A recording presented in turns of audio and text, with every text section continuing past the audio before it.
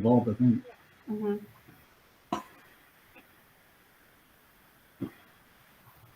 All How's right. Hmm? how's life in your world then, Kristen? Pretty good. We moved, so I work for Francis Tuttle full time, and we physically moved buildings in September. And I feel like this week I almost feel like I'm back to normal. I mean, even then, I don't have my Techlahoma Gmail account signed in. So at first, I was concerned that I wasn't going to be able to get into the room, but I hadn't thought about that until like 2 minutes ago. So, all right, well, we'll go ahead and get started. I think we are officially live. We might have some more people joining us. If not, that's totally fine. So, everyone, if this is your first time joining us today, we will be doing our questions and interactions via our Slack channel. So, I'll make sure that I have that pulled up. But hello, and I'm Kristen Garcia. I'm a member of Techlahoma, a former board member. And we, just to kind of let everyone know, the reason that we started these was, during COVID, we had a lot of people asking questions about what resources they would have access to, and needed support in looking for their first job or the next job. And as we talked to our friendly people and also Techlahoma members at Heartweek Staffing, we decided to come up with these webinars. So we hope we can provide some input and support for you. So we have listed, if you're not a part of our Slack channel, it's slack.techlahoma.org. And then the channel is jobs-webinar. We wanted to do chat via that method because it really provides a way to interact a little bit more than our Twitch chat. Also, if you have questions or want to upload a file to get reviewed, you can do that there. So, all right, Zane, I think we're getting a little echo on your end, but at some point, if you want to go ahead and mute. Thank you, Kimberly, for providing that feedback. That's awesome. Thanks. So I'll have Zane kind of click forward. We'll go through just some initial Techlahoma slides. So if you're new to our webinars or this is your first time attending a Techlahoma virtual event or live event, welcome. Techlahoma is a nonprofit here in the state of Oklahoma with the mission of advancing Oklahoma's grassroots technology community. We do that in a variety of methods that I'll go over in just a second, but you can learn more at techlahoma.org. We'll do the next slide. First off, just want to mention as we get started with today's webinar, our code of conduct. All events are governed by the Techlahoma Code of Conduct. We really want to make sure that being here on this call, that you're in a place where we respect one another, we provide each other with the support and guidance that we need to as a community. You can read the full code of conduct at conduct.techlahoma.org. Next slide. There you go. So again, who we are, we include a wide variety of members for anywhere from entry to expert level and everything in between. So if you're just getting started in the space of technology, if you are a business, if you've been in technology and you want to help other people, we'd love to have you more involved with Techlahoma. Next slide. And some of those ways to get involved are meetups with our user groups. We have about 30 user groups throughout the state of Oklahoma. So there's probably something there just for you, helps to build community and support you on your professional and personal growth. Our Slack channel, which we'll have that listed on all of our slides so that you can get connected to everyone and stay connected during this webinar in the chat. We do have a number of conferences. The conferences cover everything from web development to user experience to software development. And so we hope that you can attend those as we move forward. We did have to postpone one until next year just with everything with COVID, but we hope to be up and running soon. We also have a number of workshops, networking events, and really kind of everything in between. So one, if you would just like to get involved through our user groups and Slack. And then secondly, if you would like to give a talk, we're always looking for different people to share what they're working on, projects they've been a part of, maybe some knowledge they've learned so that we can just always pay it forward here within the Oklahoma community. All right, next slide.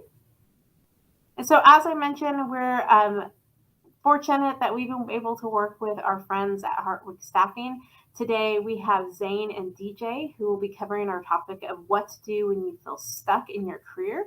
They both have expertise in hiring and recruiting, and so they're going to provide a lot of resources, not only from the aspect of working with people trying to maybe get unstuck, but maybe also helping people who are trying to find the right place for themselves. So thank you guys and welcome.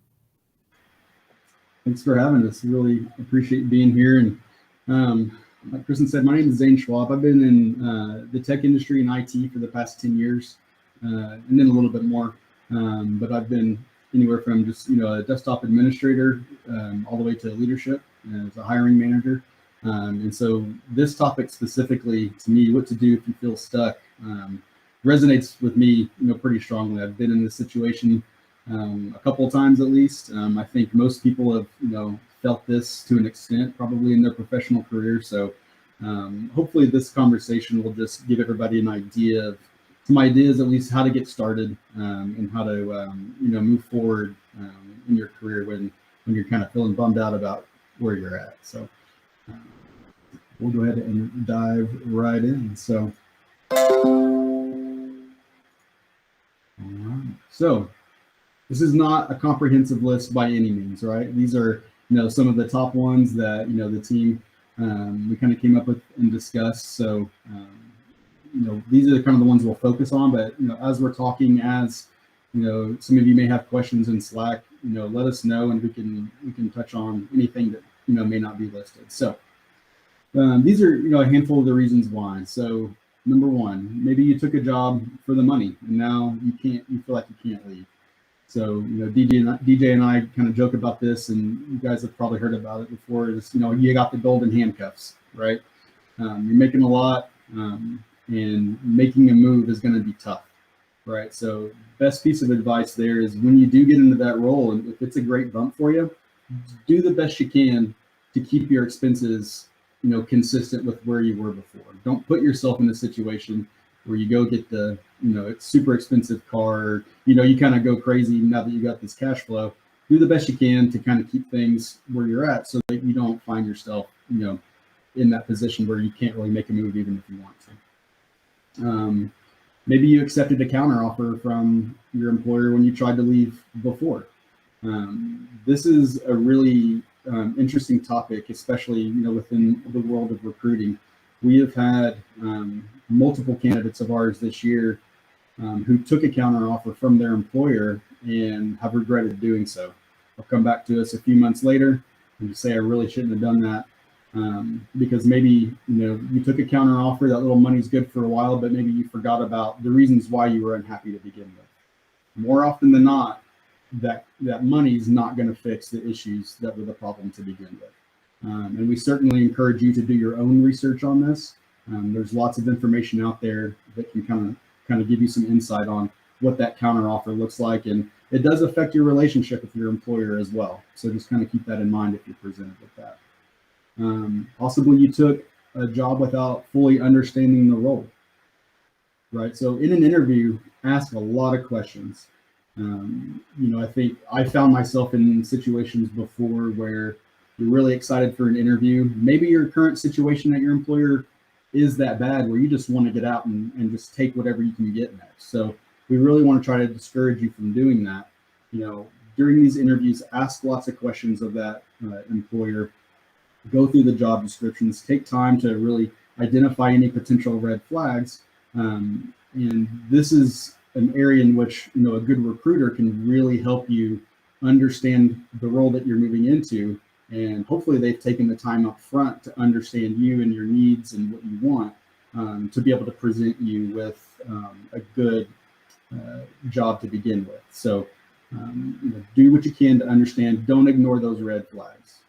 Don't ignore them. Maybe you become too comfortable in your position. You've allowed your skills to get out of date, right? We'll touch on this a little bit further down in the presentation, but you always need to be staying on top of your skill set, working towards constantly improving yourself so that you don't get stagnant where you're at, where your skills get out of date pretty quickly, especially in development, infrastructure tech now. I mean, things move really quickly, so you need to put in the effort to stay on top of it. And then the next one's kind of similar. Working on you're working in a specialized role in a shrinking field. An example, some of the devs that are familiar with COBOL, right? If you're still, an expert in that, you're not going to have a lot of flexibility to move into something new. Another example, there's obviously huge movements from an on-prem solution to working in the cloud. Make that effort to get familiar with those cloud services and what that migration and implementation looks like. And then finally, perhaps you stayed in your role too long just because you're scared of change. And change is definitely scary, but it just takes the first step to get moving on that. And I'm sure most of everybody's familiar with Tony Robbins. He's the famous motivational speaker. Can be kind of cheesy at times for sure, but he had a quote that I really liked. And that quote is, change happens when the pain of staying the same is greater than the pain of change itself. So just keep in mind, it likely took you a while to feel stuck in your role. So it could take a little while to get out of it if you take the proper steps and really focus on, making that move. So DJ, Kristen, do you guys have anything you want to add to that? Yeah, I've got a little bit to add to here. Talking about taking a job for the money and feeling like you can't leave kind of also plays into the counteroffer situation. Zane mentioned that a lot of times people will take counteroffers, and specifically, more often than not, it's because they got more money from their current employer. But the underlying reasons for why you're unhappy in the first place usually have little to do with the money. So really kind of focusing on that as, I'm not going to entertain a counteroffer from my employer. Sometimes it's just that you take the counteroffer because, you get the money, and it plays into the fear of change as well. It's the comfort of what you're used to, even though you may be feeling a lot of pain from stress or not being recognized for the work that you're doing, or getting the promotions that you put in for over the years, or have expected to come your way from those milestones and achievements that you've been making. So keep that in mind. And finally, on the counteroffer point, more often than not, kind of Zane touched on this a little bit. If you take the counteroffer, you've now made it known to your employer that you're not happy. And, a lot of people kind of look at it as now you have a target on your back, so keep those things in mind when you're considering, and when you've made that effort to go out there, seek out the opportunities that will help you advance your career and get you unstuck. But definitely consider, would you take a counteroffer and why? And in my honest professional opinion, there are very few scenarios where I would say, yes, you might want to consider that counteroffer. Looking through here real quick. That's Zane covered everything else pretty much. So I just wanted to add those two things to that for sure. The only other thing I wanted to add, and I think this is this is a webinar therapy session, right? To a certain extent, I asked some Slack, and nobody has responded, which it's okay. But why are you feeling stuck? And another thing I think that's kind of underlying, and again, why we created this webinar is it's been a tough year and a half for a lot of people. And so, what are all those additional things that are happening in your life that are also probably making you feel stuck, that are then holding you back from really considering all of this? So one of the things I would welcome a lot of people to consider, if you're watching this, that even if your reason has to do with, and I know somebody just mentioned in the chat, the pandemic has put them in a kind of rut and everything that's going on. Maybe you thought, I know for me, I thought, I'll take a new job, and with the time I have, I'll start going and traveling and going back and seeing my friends and family in San Antonio. And that's kind of gotten me in a position of, well, the pandemic really caused a lot of that too, to prevent that. So consider those personal factors and how they're impacting how you're feeling at work, because it could be really a reason why you're feeling stuck has really nothing to do with work, but everything else around you. But I think it's good to be aware of all of these different factors. And sorry, Zane, I muted you earlier because there was a little echo. So. And Kristen, very good point. As a matter of fact, I think in one of our future slides here, we're going to touch on just that specifically and how external factors may be making you feel stuck in your career, and it may not have as much to do with your professional life as you think. So, absolutely, it's a fantastic point. Sorry about that. All right, so yeah, let's figure out why you feel stuck.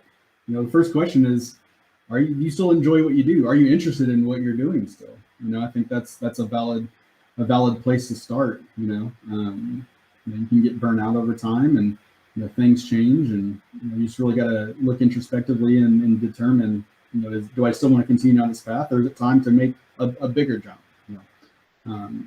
Other reasons could be, does it struggle with your boss? Is it a culture thing? Is it work-life balance? Is it how work is assigned to you is causing you extra stressors, right? The types of projects you're tasked with, opportunities for advancement, both, is it, have I run out of, space for that next job title that I'm really looking for? Or have I, maxed out monetarily where this company is able to provide to me? And so those are some things to consider. Could it be challenges with coworkers as well? So pretty straightforward list here. I don't know if you guys have anything you want to add to that one. Yeah, on the first point specifically, one thing when I am talking with anyone, whether they're a candidate I'm working with actively or just networking or having conversations, as a group, I personally have done this several times throughout my career where, if I'm starting to question whether I feel stuck or burnt out or something like that, and one of the first questions I ask is that first one is, what do I love about what I do? And try to focus on, okay, I've identified what I love about what I do. Am I getting that here? And then you go down the list here as Zane kind of went through just now of kind of questioning all those things. Like, is it any of this? Do I have struggles with my superiors or my coworkers? Because sometimes we can feel stuck if we don't feel that synergy with our team or our leadership within our company. And maybe getting all kinds of other positive things out of it, but over time that starts to kind of wear on us too. Right in line with what Kristen was just saying earlier too, there might be other external factors that are playing into that. So really just kind of digging deep and first off identifying, what do you love about what you do? And are you getting fulfillment from that? Do you have a vision about where you want to go in the future as well? And I think we may touch on that here in a little bit later, so I won't go into too much right now. But all very, very valid points. Are there others that are viewing right now that maybe have some other perspectives on what we present here in this slide that maybe we're missing, or maybe we could talk about a little bit here? One comment that was just made in Slack, and again, I'm not sure if this is something you'll cover, but it's a good perspective, is when you kind of hit that wall of, do you go from being a developer into a management position, or what do you do next? Because you're really at this point of, do I want to lead people? And not everyone is someone who should or wants to lead people. And then what is it that you need to do to kind of continue that growth pattern? And so that can be sometimes a place that a lot of people feel stuck. Yeah. And I think on that note, that's a really hard decision to make, because like for me personally, so a little bit about, my history. So I spent, like I said, a lot of years on the infrastructure side of support and in leadership. And I wish I would have been able to, leverage the people around me who care about me and who I work with, who I network with, and just kind of consult with them, because, I just recently went from, IT leadership into a technical recruiting role. And it turns out I love recruiting. And in retrospect, looking back on my career, everything I loved the most about all my jobs was working with people, right? And so I really didn't make that connection until very recently. So when I started telling, family and friends, like, hey, I think I'm going to be a recruiter, they're like, oh yeah, absolutely, you'll be great at that. like they all saw it. I just never really recognized it. So one of the things that we're going to talk about here in a little bit is, within that network, surround yourself with people who know you and who are going to support you. And if you're trying to make that decision from going from a developer to leadership, talk to your network, talk to people around you, see what they think. Get their feedback and opinions, because that step from individual contributor to leadership is a big step, and there's lots of changes in there. And Kristen, you're right, leadership's definitely not for everybody.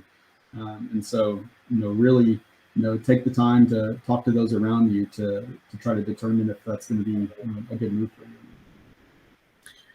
Two other comments I want to make before we move on from this, that kind of touches on what Zane was just saying as well. One, it's like Zane said, he really realized that he enjoys, the people that he's worked with over the years. In my humble opinion, I believe that every one of us is just naturally gets, a sense of gratification, satisfaction, however you want to describe it, from serving other people, whether it's in our professional or personal lives. So bringing value in some way, shape, or form to someone else is always very gratifying. And I think we could all agree with that. So to the point of the comment earlier made about, like, if you're a developer and now you kind of hit this wall, maybe again, it plays more into the perspective of a new environment, that you're serving a whole new group of people, whether on your team that you're now going to be working with or an end user customer. Maybe that's what you're missing. And maybe it's just time for that change. It could be as simple as that. It sounds very simple, but sometimes that's really what we're feeling in that moment, and the growth happens from being exposed to other cultures of other organizations, other team members, and the way they go about doing their development process, or the applications that they work on, or the end users that they support. So it could be any of those things, but very much at its core, it has to do with, just that natural instinct for all of us to want to help someone and be of service to others. And then another thing we've kind of talked about, and even in these last two slides here, is I'm a firm believer in, from many perspectives come the truth. So kind of talking about what Zane was saying, from your circle of close contacts, of getting their input on that thought process that you're going through, that journey of trying to discover why you feel stuck and where do you want to go. It's getting other perspectives that, sometimes when we're just thinking about it on our own, it's from our own perspective.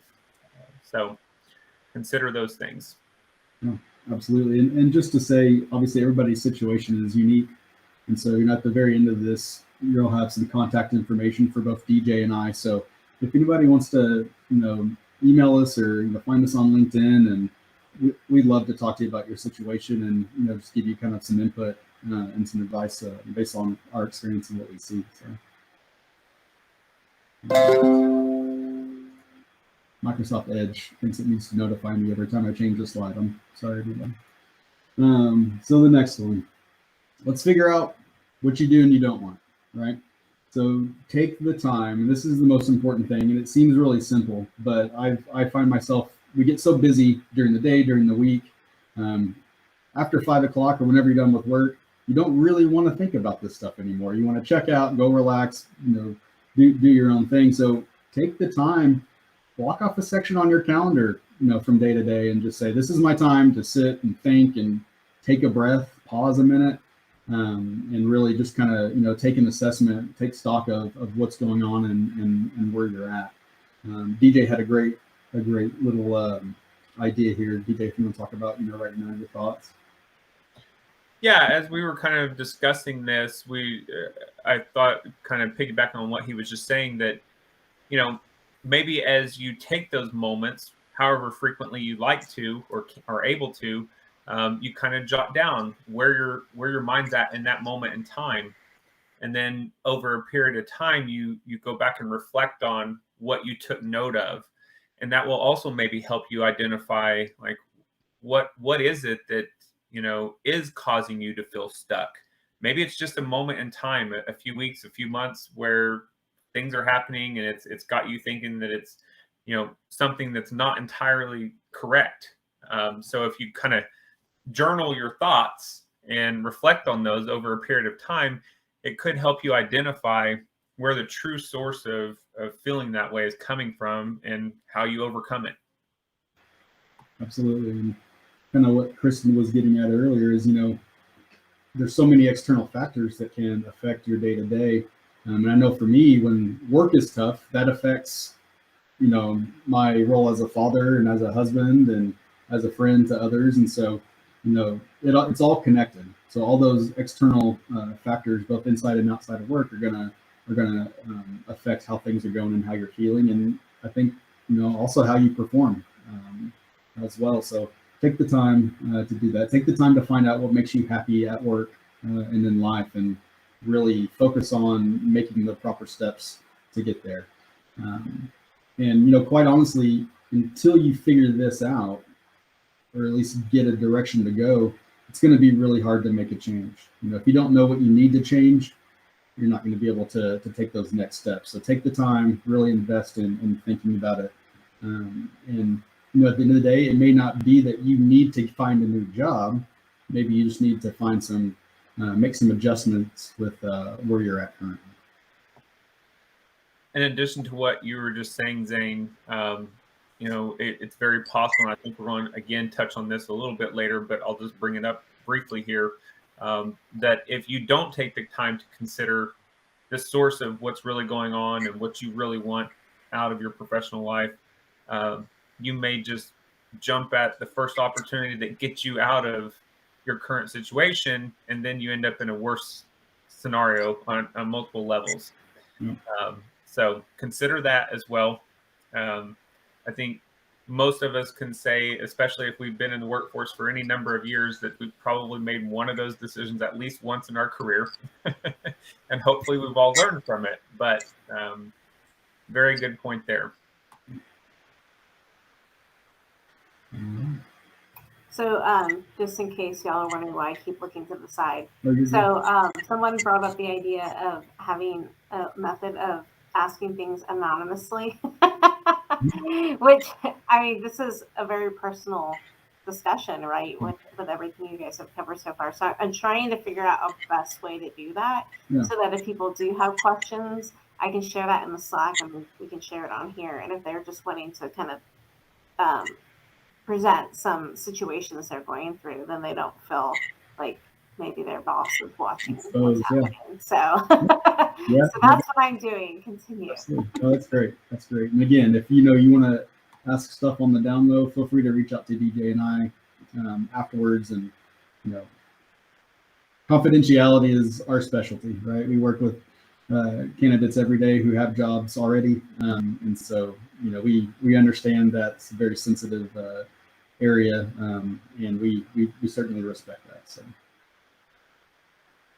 all right, and so the most uncomfortable of all of them, probably, right? So once I kind of identified the areas in which are causing you that stress or that grief, it might be time to talk to your boss. So hopefully you have a boss that is willing to sit down and hear you out and listen. And if not, we'll get to that here in a second. But if you have a boss that's willing to talk with you, take the time, put something on their calendar. Prepare ahead of time what you'd like to talk about and what you'd like to address with them. Come to the table with solutions. Don't just have the meeting and say, I'm happy because, and now what are you going to do to make me happy, right?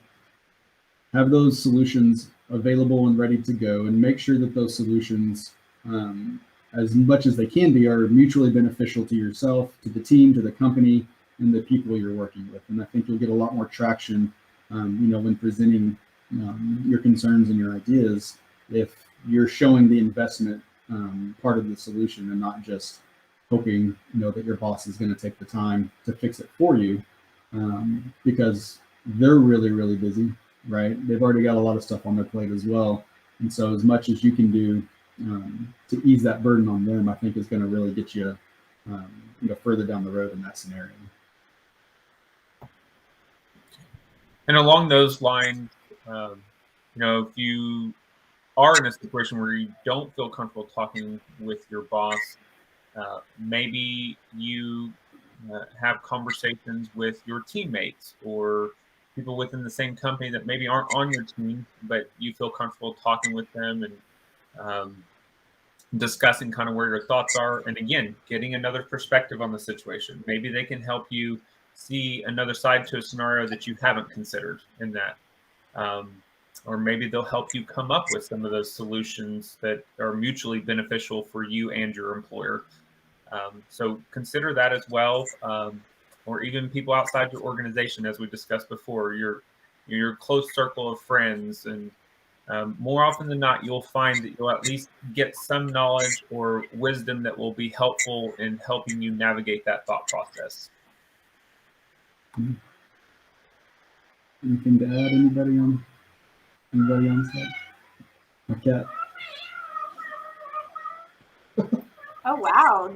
We're lucky she's not on my keyboard right I'm now. about to say, is your cat feeling stuck? She's She's into this conversation right now. I know. Normally, I have some things to say.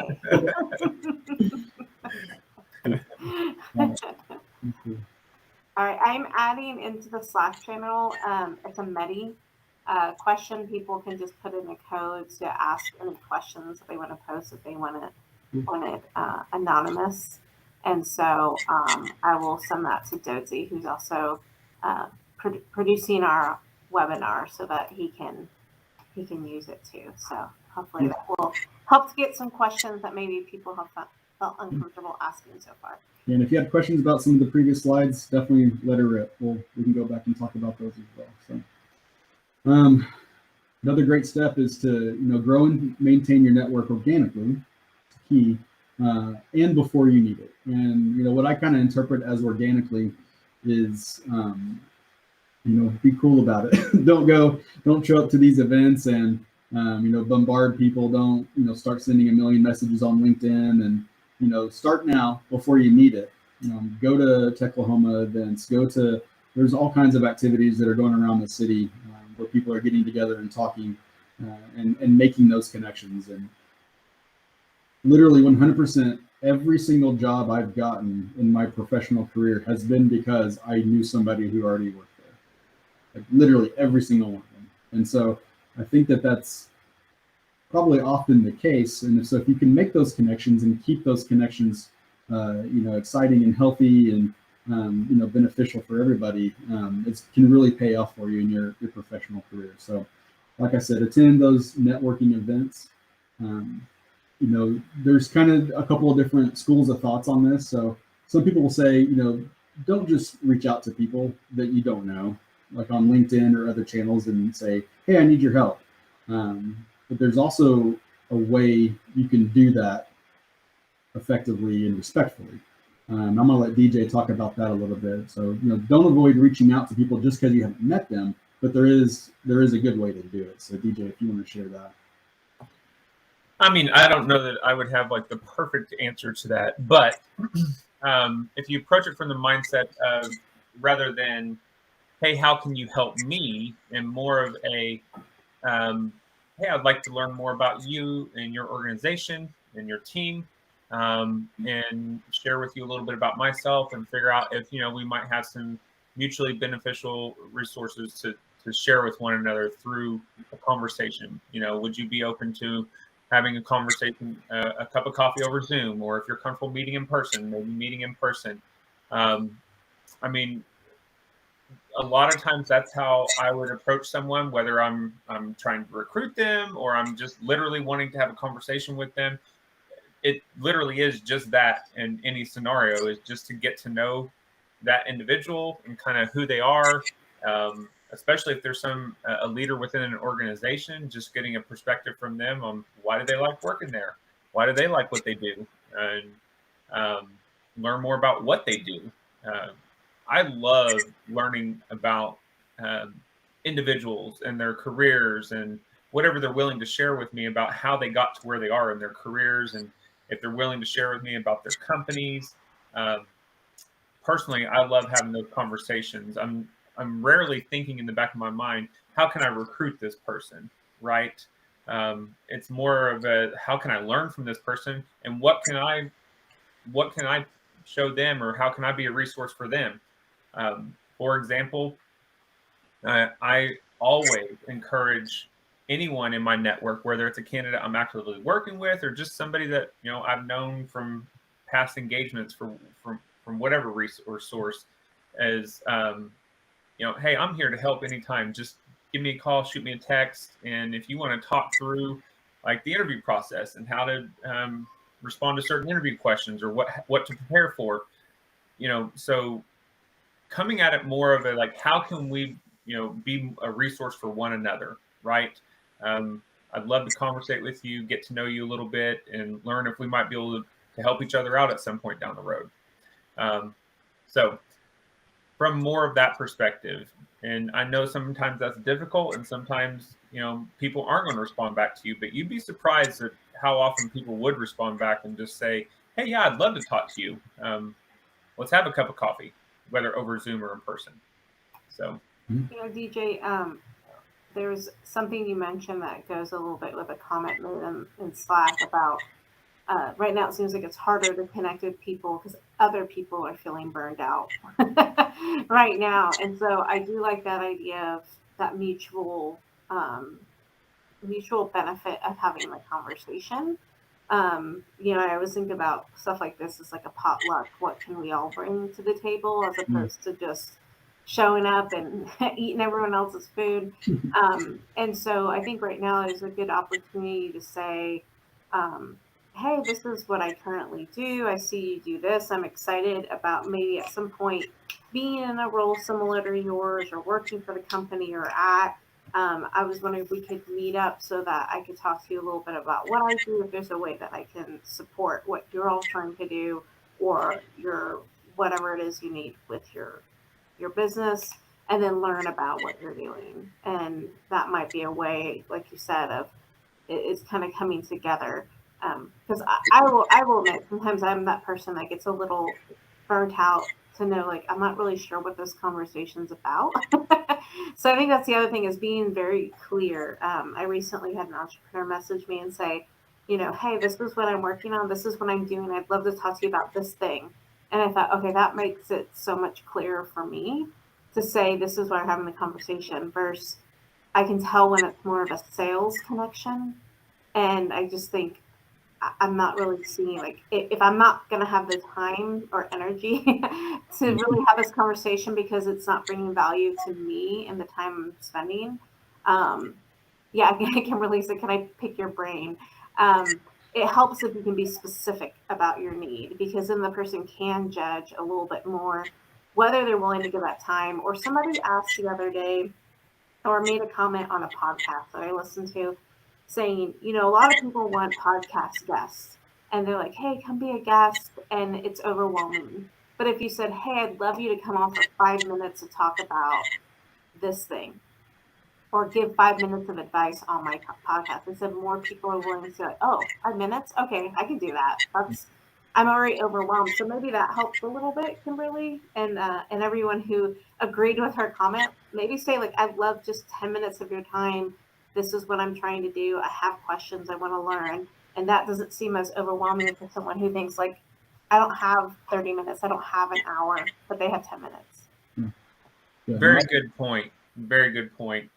Try to make it clear that, you just want an introductory, kind of get to know each other conversation, 10, 15 minutes of your time.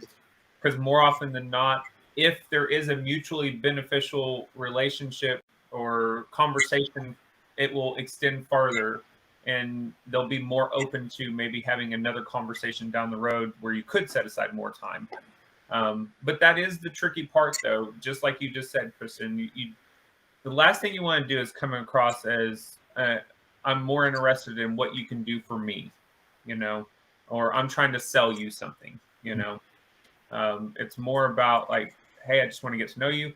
And you could even kind of approach it from what was said in Slack about, hey, in this world we live in today, we're also disconnected. I just like to stay connected with people in my community and people in my profession and learn more about, how everyone's doing and how you're handling your professional life and how you're finding growth opportunities. And so I'm trying to build my network of contacts so we have ways to communicate with one another and in this world of not having as much face time with one another. And somebody posted in the questions, we're using the Medi, so that works. 100% grow your network. I've been stuck in a connection pointing me to my upcoming career change. So yeah, you never know. I mean, I always tell people, go talk to Heartwork Staffing, because they may not know of something they have for you, but then they'll say, hey, we're aware that this company who we don't work with is going to have this coming down the pipeline. Or, hey, I talked to another recruiter from this organization and they have a client who needs this. I mean, it could start with that. It could start with having a conversation with, anybody within the Techlahoma network. And sometimes it's going to those very extroverted, I consider myself an extroverted person, an extroverted person who talks to a lot of people and just getting to know them. And then they might say, hey, I tell people, have you heard of this company before? Oh, that's here? I didn't know that was here. Well, yeah, a lot of companies go under the radar that their headquarters are here.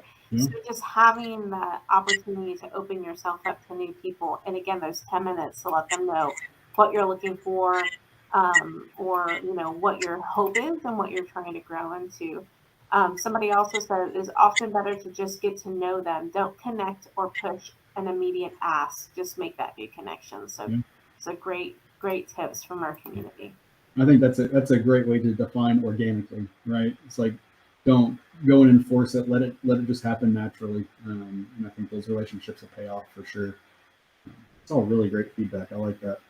And then finally on this slide, surround yourself with people who inspire you, right? So some of you may be familiar with Tim Ferriss. He's got a podcast. He's got a lot of great information in there. But one of the quotes that he has is, you're the average of the 5 people you most associate with. And so, to that developer who's considering going into leadership, surround yourself with other leaders in development. Pick their brain, ask them, how was the transition for you? What's your experience been? What advice do you have for me? What do I need to consider to make this move? And as as your needs and your goals in that trajectory changes, those 5 people, that group that you're with, can also kind of change and grow and can point you, kind of help you get to that direction as you're changing it. So I really like that. If you're trying to get more fit, for example, and you're going to the gym, you're putting yourself around people who have that like-minded goal. And so I think that can really help you out in helping you figure out which direction you want to go there. And also, to the point of what you were just saying, Zane, kind of the example you gave about surrounding yourself with leaders and, talking about what they do and how they go about leading their teams. It's also good to get a perspective on, like, before they went into leadership, how did they envision that? Like, what did they think it was going to be? And then now that you've been there, what's different from what you envisioned to what you've now experienced? Because that will help you understand too, like, are there things that you're expecting in a leadership role that you're not going to get right away, or maybe you're going to be expected to do right away that you didn't expect, so kind of looking at it from both sides of it. If you're talking really to anyone, whether it's exploring leadership or you're just having that initial conversation with them, again, I kind of mentioned earlier, one of the things I always like to ask in an initial conversation with someone is what brought you to this point in your career? Like for me, for example, when I graduated college, I never even knew the profession of recruiting existed. I just kind of fell into it and have slowly over the years, found my way to the point where I want to be within this field. So. Yeah. You may need to take some steps to, learn a new skill and beef up your skill set and make yourself stand out. So, just think about it. Would learning a new skill help you get ahead with where you're at now, or make that transition to that next phase a little bit easier? Is there something that you've always meant to do, but maybe it's, too scary, or the change is there, or you just haven't made the time to do it? Now might be the time to just, step up and get that done, and then are there areas where that could improve your current situation? And think about what avenues you have available to you. There's an infinite number of online resources now to learn new skills, whether it's in development or security or networking, etc. I mean, you can spend all day looking at different resources and platforms there to help you get there. As you're exploring these options, hopefully your current employer will have some resources available to you already. If don't, you may need to present some options to your employer. And if you're doing that, let them know why it's going to be beneficial for the team, for the company, for you to do that. I've been in situations before as a leader where I might have a desktop admin who wants to learn about high level security or networking, and I said that's great, but we need to do some baby steps here, right? So try to focus on things that are going to be mutually beneficial to the company and the team, and not just someday I'd like to be in networking, and so I want you to put me through this course. You're going to have a lot better success with that if like we've said before, if it's a mutually beneficial program or class or task.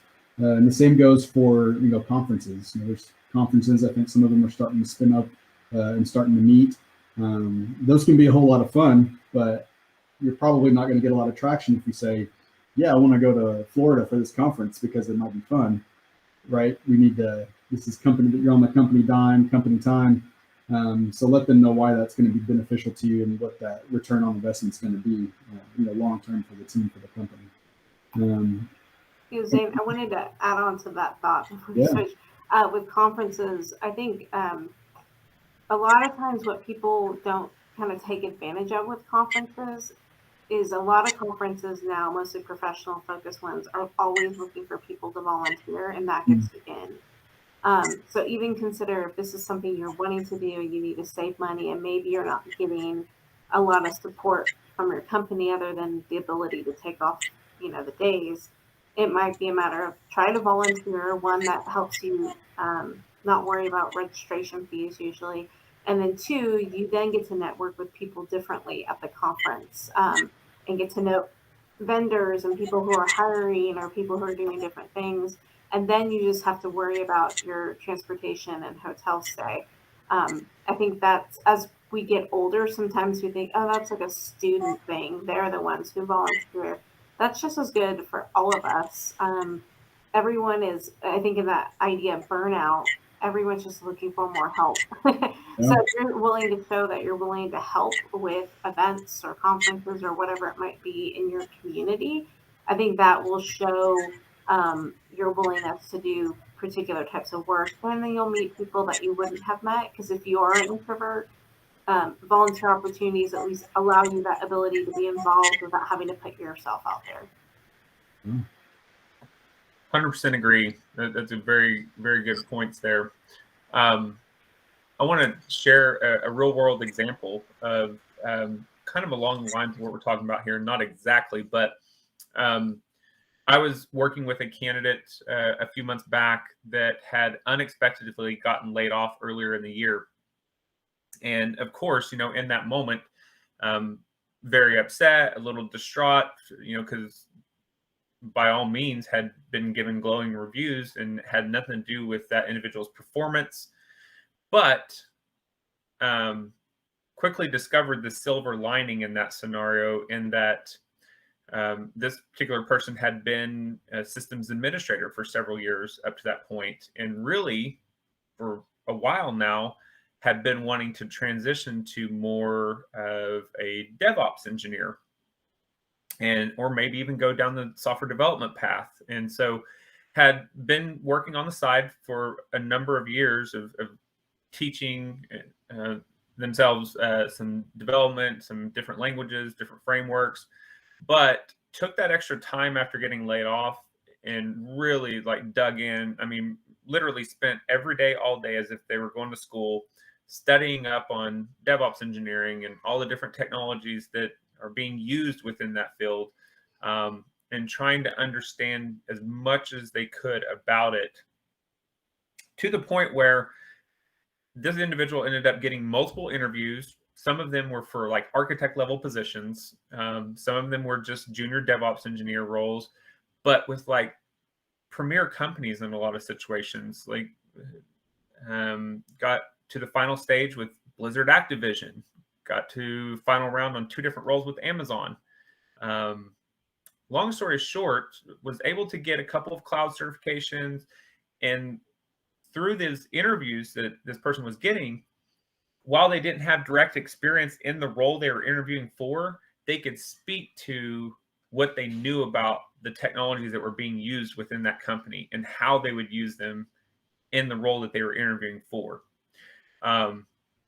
So it kind of applies to what we're saying here. And this is why I use this example of like, if you're feeling stuck, you know, there's a real world example of someone that was already kind of feeling stuck, but kind of forced to get out there and find that next role, and found success in doing it by spending that time to learn new skills and then take that information with them into the interviews they were going in and talk about how, no, I don't have any direct hands-on experience with this, but here's what I can tell you about what I understand about this tool or this technology and what its function is and how it can be used efficiently.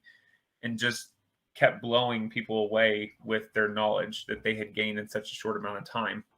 So it's another example I just wanted to share of, you know, literally someone that I was working with and talked to almost every other day for a few months, and getting updates and talking through some of these scenarios. So, DJ, I wanted to chime in because there was another question that was submitted a while back, and I was kind of waiting for a good segue.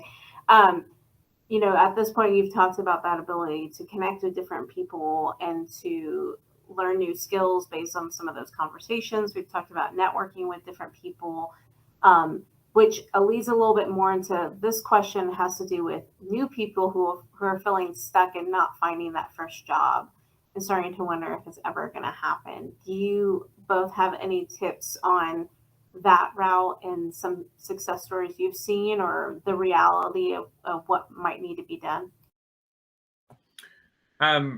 One that comes to mind right off the top when you ask that question is, I actually have a candidate right now that is really relatively new in their career, has had some work experience for about a year or so, but what she has done is kind of what we've been talking about here is she has really, you know, gone out there and found networking events to go to and attend, and kind of made it a goal to go to 1 a week or at least 2 a month. To that point, she actually interviewed for a position with a particular company, that she didn't end up getting that position, but went to a networking event where she met some other individuals from that organization. And now she's getting another interview for a completely different role within the company. So, you know, I know that's just one thing we've talked about here, but the power of networking, I mean, I can't emphasize it enough. And honestly, naturally, I'm an introvert. I've never really loved networking events, but, you know, I've definitely gotten to a point where I'm much more comfortable now than I used to be years ago, for sure. But it is a very powerful tool, if anything, just to kind of open your eyes to the market that you live within and are trying to establish your career in. Because I think that's another thing that we as individuals as a whole kind of lose sight of is, you know, we don't, and unless you're out there networking all the time or you are a recruiter, you probably don't know about all the companies that are, you know, looking for certain skills or talents. And especially in the world we live in now, I mean, it's an open sandbox. It's the national companies now. It's not just companies here in Oklahoma that you can go work for. It's companies outside of Oklahoma.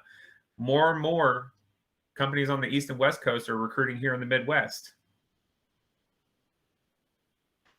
Yeah, and I think, you know, just kind of piggybacking on that a little bit is, yeah, doing the networking, and we see it a lot in recruiting. Is, you know, people trying to break in and are frustrated because, you know, a lot of companies want, you know, a couple of years experience to start, and that's really hard to get that. So, you know, in those scenarios, I just encourage people to just be really active in the local communities. You know, if you're a developer, you know, get some work on GitHub, be active in GitHub, like be a part of that is any way that you can show a potential employer, like, this is where I want to go, and these are all the efforts I'm making right now to get there, is going to go a long way. And the same goes with, getting certifications or, boot camps. I think we've talked about that recently in other talks. If you can make a strong case and show your work, and you're going to have a much better chance getting into one of those entry level 1 or 2 year experience type jobs. And we're happy to work with those individuals and help, with guidance on that as well. So if you put in the work, it's going to happen for you. And I'm kind of putting a last call out for questions. So make sure that you've included your questions either in Slack or in Medi, so we can get to those as Zane and DJ wrap up. But do you want to make a plug for the new Techlahoma job board that they've been working on? It's connections.techlahoma.org. Also within our Slack, do hashtag jobs and see what options are available, and use some of the tools we've talked about.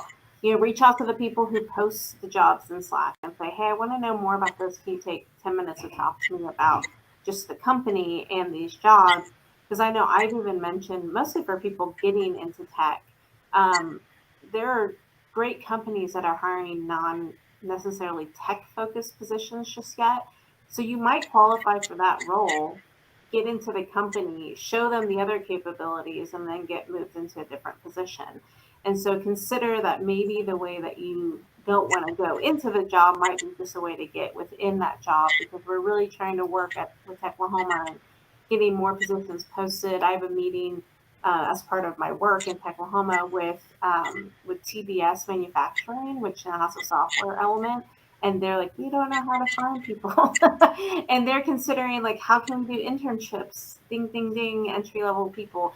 And so we're trying to find, just general ecosystem builders in the community, how can we find more entry-level positions? Because you need to learn somewhere. So stay connected to those channels, because there might be more and more coming up as we get more businesses and companies locally to hire entry-level people.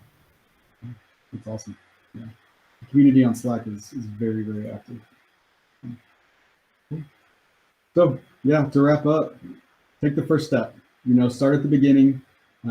It's always the hardest part, is just getting started, making those steps, identifying, where the stressors are, where the issues are, and what you feel like the direction you want to move in. And then it's gonna get started, and we're excited to help you guys with any questions you have, any guidance, and just stay involved in Techlahoma. And we're grateful that you let us be a part of this conversation. So here's our contact information for DJ and I. So don't hesitate to reach out as you see fit, and we'd love to talk to you guys.